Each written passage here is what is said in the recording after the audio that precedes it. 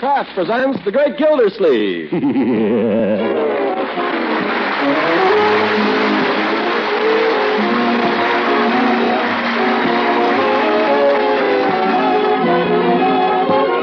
Kraft Cheese Company will also bring you the Kraft Music Hall every Thursday night. Present each week at this time Harold Perry as The Great Gildersleeve, written by John Whedon and Sam Moore. We'll hear from The Great Gildersleeve in just a moment.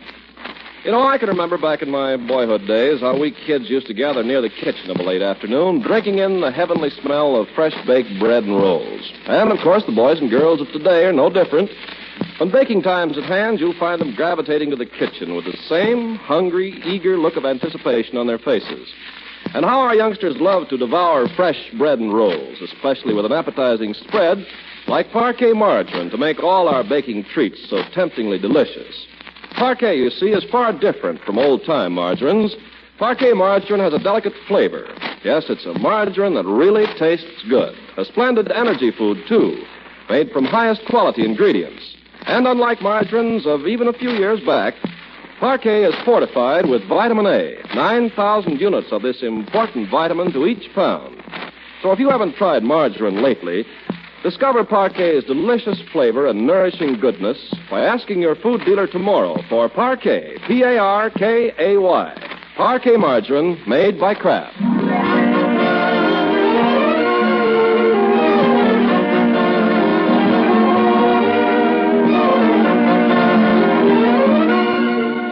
Now let's see what's happening to the Great Gildersleeve. Well, last week, you remember, our overstuffed hero found himself exchanging tender salutes with Miss Eve Goodwin, on whom he had merely intended to pay a friendly call. We find him now about 12 hours later behaving as any man does when he has a new girl. In short, he's singing in the bathtub. Don't throw bouquets at me. Don't please my folks too much. Don't laugh at my jokes too much. People will say we're in love. Well, let them say it. What do I care? What is it? It's me, Unc. Can I ask you something? I'll be out in just a second, my boy. Okay. Darn soap. No wonder people are always getting killed in the bathtub. Oh, stop her.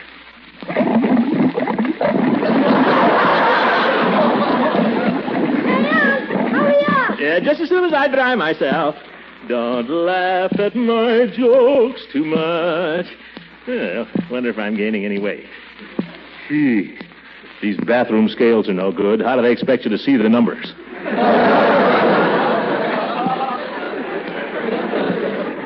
come on, Unc. What are you doing now? Putting on my pants. Well, for Pete's sake. Oh, say, Unc, would you mind One side, Leroy. Let me look in that mirror for a minute. Attention! By George, nobody can call me a fat man. No, sir. Now relax. Well, you can't get my goat this morning, my boy. What is it you wanted to ask me? Oh, well, I've organized this football team, see? And I'm the quarterback, and we're going to play Piggy's team. Fine. Go right ahead and play, Leroy. There's just one catch, Unc. We need a football. Oh. Well, Christmas is coming. But by Christmas, the season is over. That's true. Well, I'll have to think about it. Who's that? Breakfast is ready, Uncle Boy. Pancakes. Oh, I'll be right down, my dear. You go on, Leroy. I'll be down in 2 minutes. Okay. You be thinking about the football. I got something better than that to think about. La-dee-da-dee-da. Oh, I better phone her before she leaves for school. Da-dee-da-da-da-da. Dee-dee-dee. Oh, darn it, she must have left already. Well, I'll send her a note. Uncle Mort! Coming! By George, it's a beautiful day. Day like this, a man feels good enough to lick his weight in wildcats. Well, good morning, Uncle Mort. Well, good morning, my dear. You're looking radiant this morning. You seem to be feeling radiant. What happened to you last night? Oh, nothing. The reason she's so full of beans is her boyfriend finally called her last night. Well, that's fine, my dear. It's love that makes the world go round. Gosh, you are feeling good. Morning, Mr. Gildersleeve. Good morning, Bertie. Thou treasure finer than spun gold. Yes, sir. You want orange juice or tomato? To squeeze or not to squeeze, that is the question. Whether 'tis nobler to squeeze an orange or open a can of tomato juice, odds butkins. Maybe I better bring him food. What's ever easiest, Bertie? Yes, sir. Hey, Bertie, any more of those pancakes? In just a minute, Leroy. Can you stand a few pancakes, Miss Gildersleeve? Could I? At least 3 stacks this morning, Bertie. Okay. What time is it, Uncle Mort? About 8:30, my dear. Why? Well, I wonder if I've got time to put on another dress. Oh, I suppose so. The one you got on looks very nice. Oh, it's all right, but there's another one I'd rather wear. Wally likes the other one better. That's right, Leroy. Gosh, what's the matter with everybody this morning? We're all happy, my boy. Well, I'm going up and change. Leroy, I want you to do me a favor. Sure, Unc. What is it? Well, I wonder if you could... Here's your tomato juice, Mr. Gildersleeve. Oh, thank you, Bertie. And here's your last stack, Leroy. Thanks, thou treasure. Whole house is crazy this morning. Leroy, I want you to take a note to the superintendent of your school. Okay, where is it? Oh, can you reach the syrup, Unc? Here. I'll have to write the note. Gee, you better hurry. I gotta go. I'll go in my study and write it now. And don't you go without it. Okay. Let me see. My darling Eve, I can't wait to see you again. I'll be around this evening for another kiss. Your naughty Throckmorton. Where are those fancy envelopes I got for Christmas? Oh, yeah, here. Hey, Unc, hurry up. Coming. Here you are, Leroy. Now, wait till I seal it. I won't read it. You're a wonderful boy, Leroy, and I trust you completely. But this is important business. There. Okay. Now, you're to give the letter to Miss Goodwin personally. Yep. But wait till there's no one else around. Yep. And then ask her for an answer. Okay. And if everything works out, maybe you'll get a football for Thanksgiving.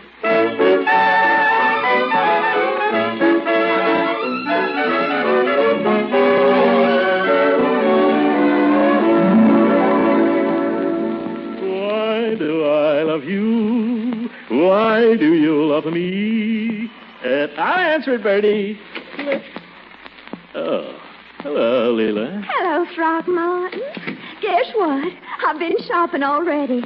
I've brought you a little peace offering. Peace offering? Mm-hmm. I borrowed a pot roast from you yesterday, remember? Perfectly. Well, I do hope it didn't put you out too much. It just saved my life. But I couldn't sleep a wink till I'd returned it. So I went downtown this morning and I bought you this.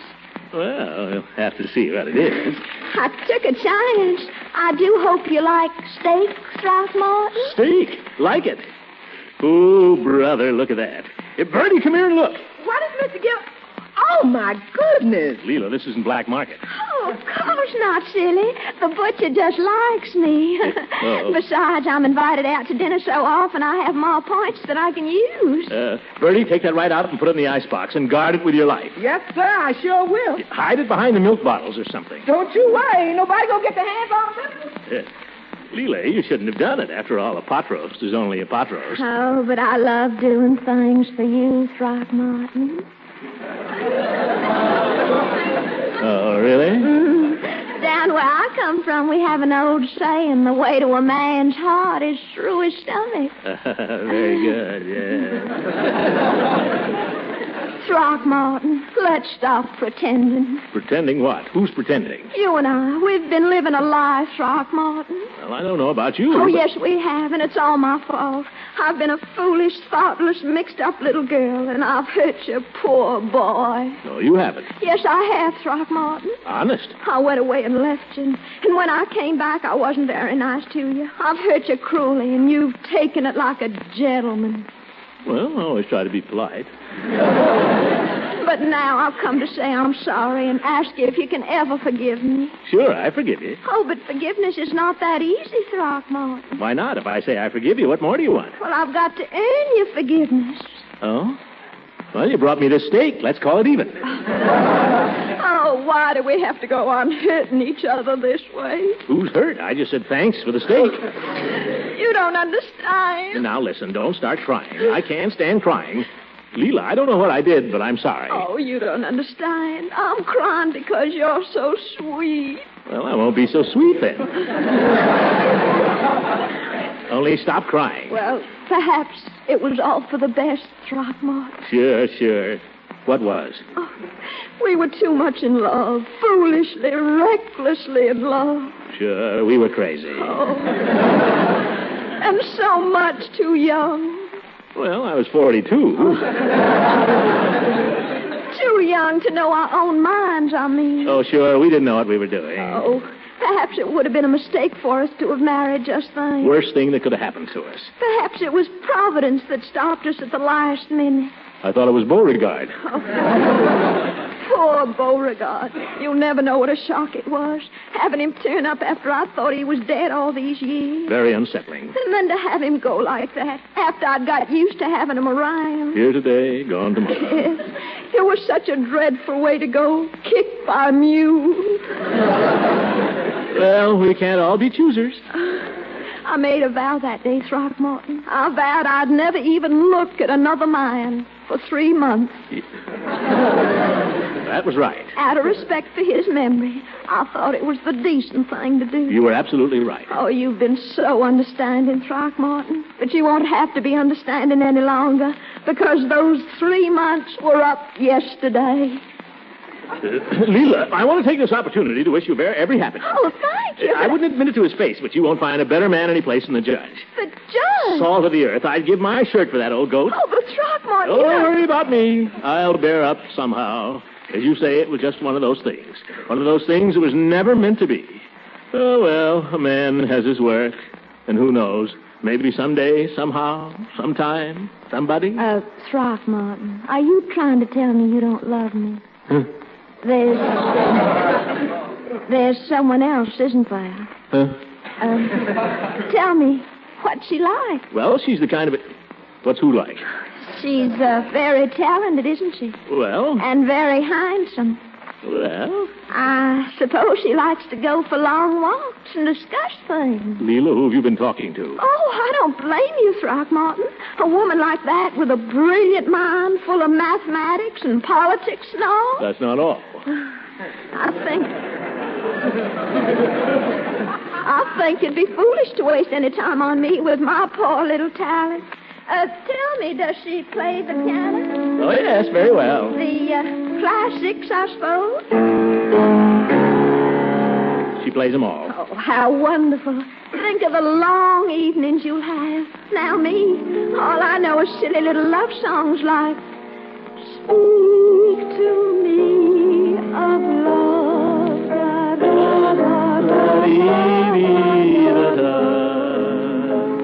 Yes. Tender words of love, repeat them again.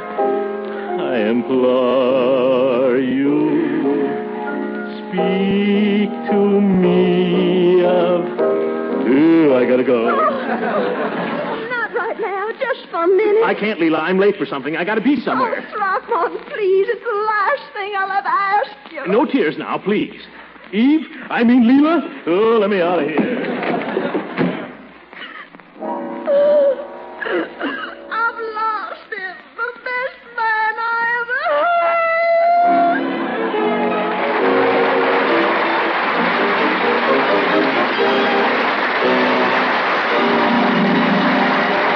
The great Gildersleeve will be with us again in just a few moments.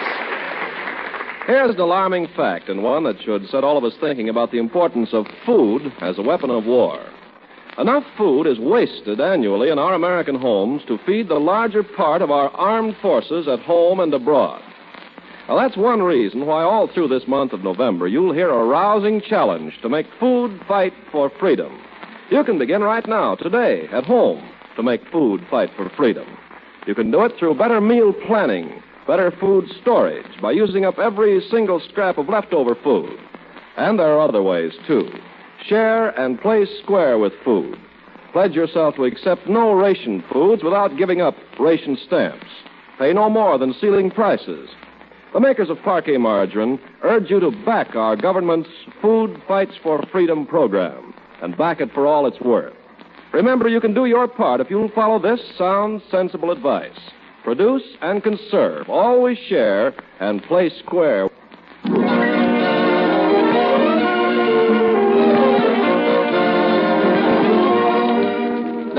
one of the great Gildersleeve. Well, he sought refuge in the quiet of his office at the Water Department, glad for the moment to turn his mind from affairs of the heart to affairs of state.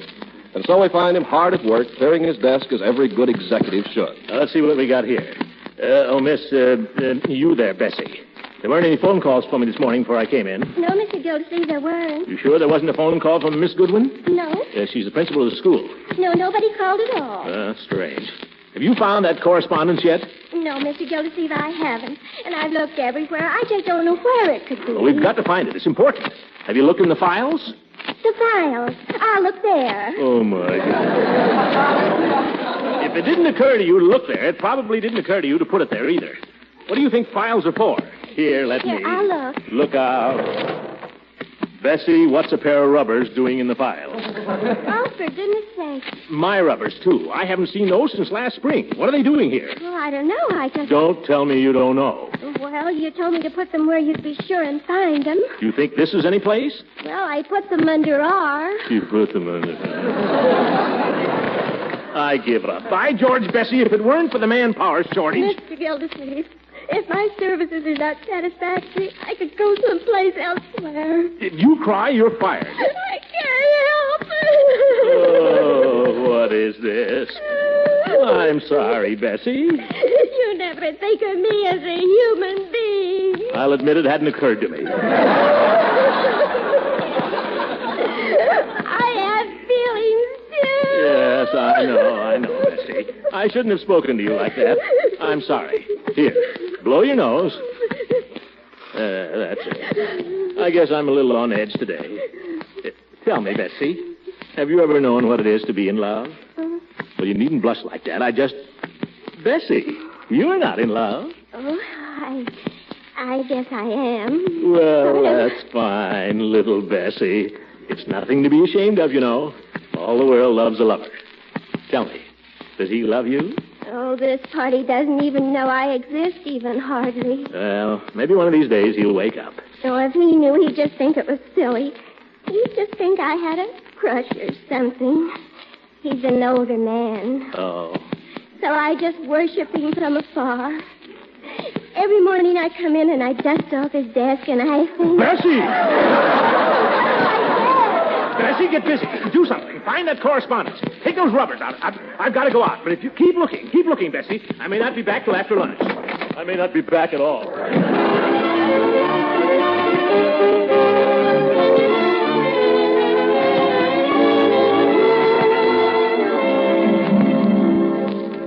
Gosh, what a noise. Is that you, Leroy? No, my dear, it's me. Isn't Leroy home yet? No, he isn't. Well, he should be. I've told him time and again to come straight home from school. Today's the music lesson. Oh, that darn music's a nuisance to him and everybody else. Don't tell him I said so, Marjorie. Why are you in such a tizzy about Leroy? I'm not in any... Oh, there he is, slamming the door again. Boys will be boys. Hiya. Hi, beautiful. Oh, Leroy. I saw Wally Hop in Peavy's drugstore just now, Marge. Leroy. Who was he with? Wouldn't you like to know? Leroy, please. What is it, Unc? Have you got a message for me? Message? Oh, yeah. You're all set for tonight, Unc. Well... Who was Wally with, Leroy? Mr. Peavy. Oh, you rat. Leroy, was there any... come into my study for a moment, will you? What for? I haven't done anything. I know that, my boy. You've done your uncle a great favor. There's just something I'd like to ask you. Oh. If you'll excuse us, my dear. Oh, go right ahead. Now, Leroy, where? In our office. Anyone else there?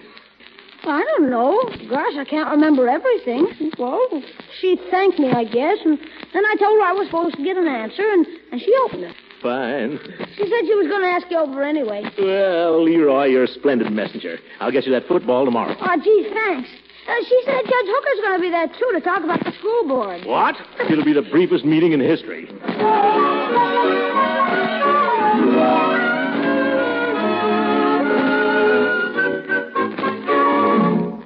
I'm awfully glad you could come, Mr. Gildersleeve. Well, so am I, Miss Goodwin. Long time no see. You too, Judge. Thank you. Let's all sit down, shall we? Yes. Don't you want to sit over here on the couch? Thanks, Gildy. I will. You can have it all to yourself, Judge. Now, what was the problem, Miss Goodwin? Well, Judge Hooker's going to explain the whole thing. Have you got your notes, Judge? Right here. Oh, my goodness, pages and pages. Well, let's see. In the year 1913, the population of Summerfield was 14,967. You have to go that far back, Horace? Well, it's a necessary part of the story, Gildy. You'll see in a minute. In the year 1913, the tax rate was 3 mils. 3 mils. In the year 1914, it was increased.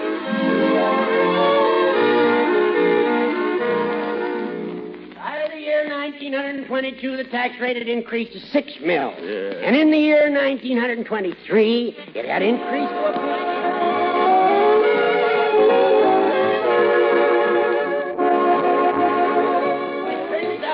Year 1933. In 1933, now get this, it's very interesting.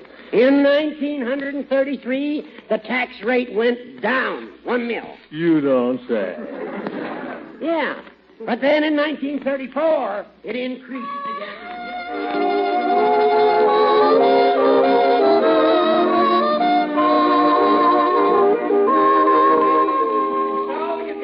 The situation in 1943 is not going to be so easy. Have I made myself clear? In 2 hours, you've made yourself clear as mud, Judge. Now, what's this all about? We need 2 new teachers in our school. Well, why didn't you say so? We'll get them. Nothing hard about that. Now, Gildersleeve, I'll explain it to the board in 2 minutes. Now, I move we adjourn. But, Mr. Gildersleeve, The board will understand it, Eve. They're not all as dumb as Hooker. Well, I think Judge Hooker's made a very brilliant analysis of the situation. Well, let's leave it to our friend Gildersleeve, Miss Goodwin. He seems to think he can put it over. Sure. I move we adjourn. All right, Gildy. Since our business is concluded, perhaps we can all discuss something pleasanter. Relax for a few minutes. Yes. Now, let me catch you relaxing, Judge. Miss Goodwin, did I ever tell you about the case I tried involving a man with 3 wives? That's too many for tonight, Horace. Dr. Pettibone told you to be in bed every night by 10 o'clock. Oh, I'm sure the judge could stay a little longer. Why, Eve. The judge has been very kind to come over this evening. Well, I just don't want him to overdo. You got to be fresh for the board meeting tomorrow afternoon, Judge. Yeah, that's true. And it is 10:30. Maybe I better be running along. Well, if you must, Horace. Now, don't rush me too fast or I'll get stubborn. Yeah. Judge, there is something I want to discuss with Mr. Gildersleeve. Oh, that's more like it. I'm afraid I must go. Good night, gracious lady. Good night, and thank you again. Let me see you to the door, Judge. Very kind of you, I'm sure, Gildersleeve. Now get out of here, you old goat. What'd you say? Good night, Judge. Good night. Now. Well, Eve, here we are. Alone, aren't we? Yes, Throckmorton. How about a little kiss? No. No, please don't. Eve, what's the matter? I never should have let you kiss me last night, Throckmorton. It was all a dreadful mistake. No, it wasn't. Eve, what have I done? Nothing. It isn't anything like that. Well, then what is it? Throckmorton, when you kissed me last night, it didn't mean anything to you. Oh, yes, it did, Eve. All right. Just what did it mean? Lots of things. Let me kiss you again. I'll show you. No, Throckmorton. I want you to pretend last night was just a dream that never happened. But Eve, why?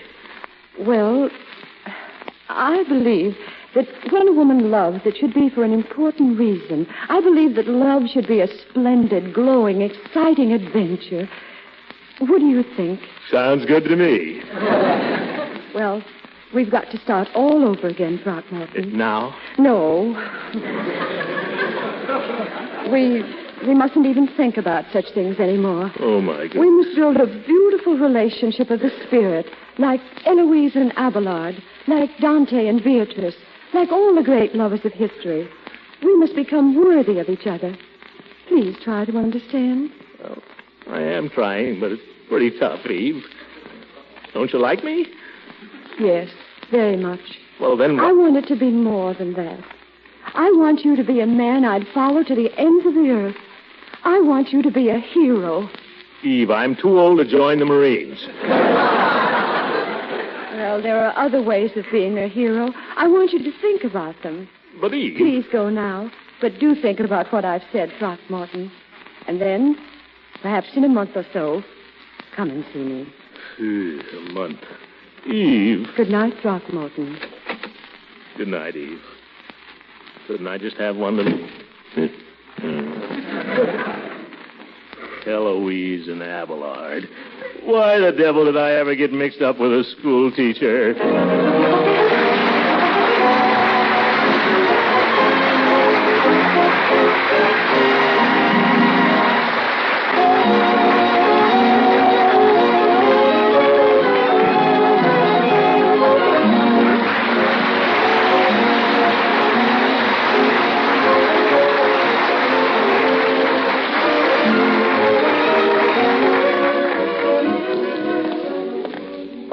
Can't live without him.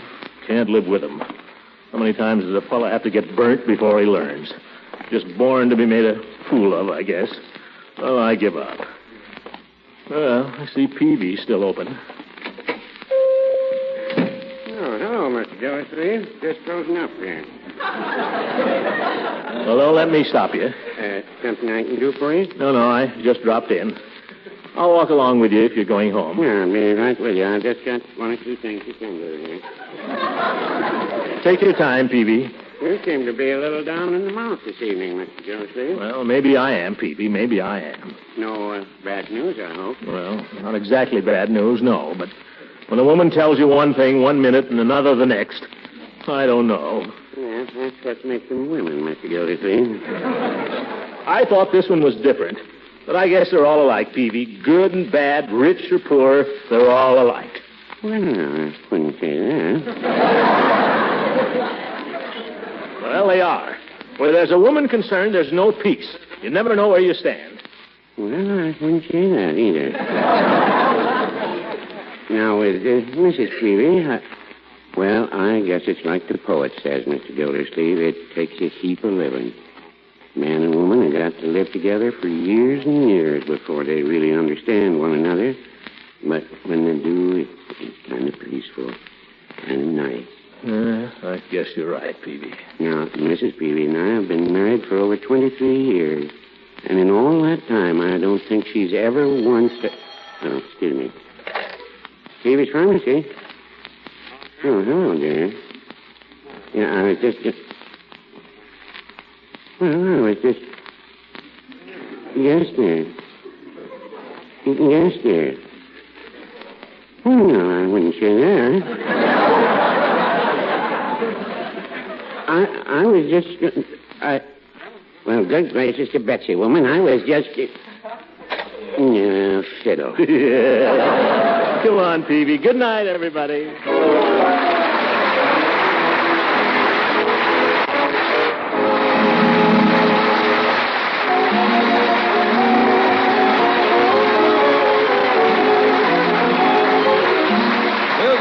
Program was directed by Claude Creek. This is Ken Carpenter speaking for the Kraft Cheese Company, inviting you to listen again next week for the further adventures of the great Gildersleeve. Ladies, a quick solution to the main dish puzzle, especially for those times when the stamps are running low. For one single ration point, get 2 packages of Kraft Dinner, the product that gives you grand macaroni and cheese in just 7 minutes cooking time. There are 2 dinner main dishes for a family of 4. A bargain in points, you bet. But wait till you taste this quick-made macaroni and cheese. The macaroni in each Kraft Dinner package cooks fluffy tender in just 7 minutes. The Kraft grated in each package lets you put the tangy cheese flavor through and through the macaroni in a twinkling. Twist the hot Kraft Dinner into a dish, and you're all set. Or mold the Kraft Dinner into a ring or timbales and serve it with creamed vegetables, fish, or a small amount of meat. Now do you see why so many women say Kraft Dinner is tops as a help with wartime meals? Get some soon. Kraft Dinner for swell macaroni and cheese in a hurry. This program came to you from Hollywood. This is the National Broadcasting Company.